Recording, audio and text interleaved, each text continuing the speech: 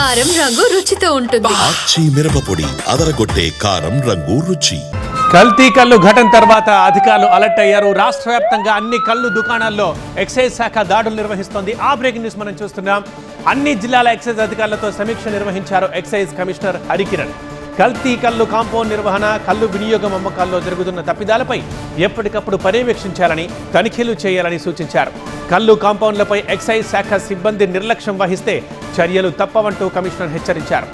కల్లు అమ్మే నిర్వాహకులపై గట్టి నిఘా పెట్టాలని ఎక్సైజ్ సిబ్బందిని ఆదేశించారు కమిషనర్. హైదరాబాద్ కల్తీ కల్లు ఘటనలో బాధితులకు నిమ్స్, గాంధీ ఆసుపత్రుల్లో చికిత్స కొనసాగుతోంది. నిమ్స్లో 30 మంది, గాంధీ ఆసుపత్రిలో 18 మంది చికిత్స పొందుతున్నారు. నిమ్స్ నుంచి నిన్న 5 బాధితులు డిశ్చార్జ్ అయ్యారు. గాంధీ ఆసుపత్రిలో 4 డయాలసిస్ కొనసాగుతోంది. మిగిలిన 14 మంది పేషెంట్ల కండిషన్ స్టేబుల్గా ఉందని అధికారులు చెబుతున్నారు.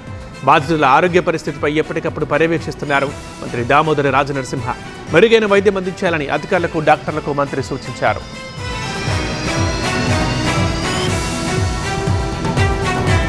మా ప్రిన్సిపల్ కరెస్పాండెంట్ జ్యోతి లైవ్లో అందుబాటులో ఉన్నారు. జ్యోతి, బాధితుల హెల్త్ అప్డేట్ ఏంటి?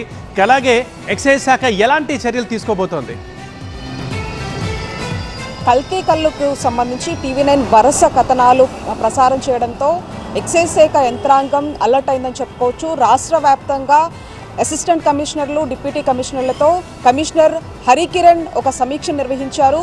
ఈ సమీక్షలో ప్రధానంగా ఎవరైతే కల్లు దుకాణాలకు సంబంధించి కావచ్చు, కల్లు నిర్వాహకులు ఏ విధంగా లోపల తయారు చేస్తున్నారు, ఏ విధంగా అమ్మకాలు జరుపుతున్నారనే దాని మీద పూర్తి స్థాయిలో కూడా నిఘా పెట్టాలి అని చెప్పేసి కూడా వాళ్ళకి ఆదేశాలను జారీ చేయడం జరిగింది. ఈ నేపథ్యంలో ఏదైతే ఎక్సైజ్ కార్యాలయంలో అటు జిల్లాలకు సంబంధించినటువంటి డిప్యూటీ కమిషనర్లు, అసిస్టెంట్ కమిషనర్లు అందరూ కూడా ఈ సమీక్ష సమావేశానికి హాజరయ్యారు.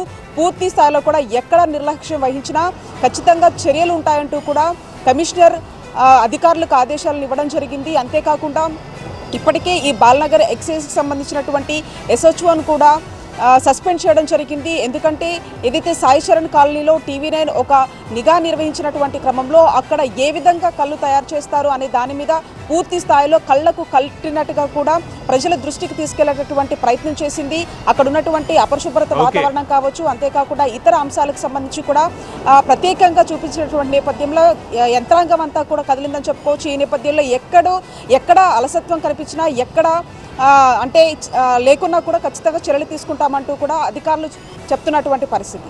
రైట్ జ్యోతి.